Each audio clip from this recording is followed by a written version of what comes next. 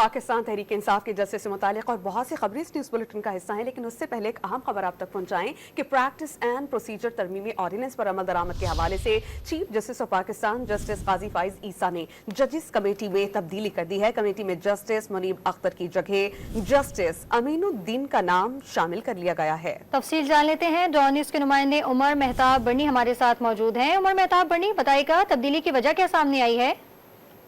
جی بالکل، practice and procedure ترمیمی ordinance پر عمل درآمد کرتے ہوئے چیف جسٹس قاضی فائز عیسیٰ نے ججز کمیٹی میں تبدیلی کر دی ہے۔ جسٹس منیب اختر کی جگہ جسٹس امین الدین کمیٹی کا حصہ بن گئے ہیں۔ جسٹس منیب اختر 3 رکنی ججز کمیٹی سے باہر ہو گئے۔ جسٹس امین الدین خان سینیورٹی لسٹ میں 5ویں نمبر پر ہیں۔ رجسٹرار سپریم کورٹ نے نوٹیفیکیشن جاری کر دیا ہے۔ 3 رکنی ججز کمیٹی بینچز تشکیل اور انسانی حقوق کے مقدمات کا جائزہ لیتی ہے۔ جی بہت شکریہ آپ کا عمر۔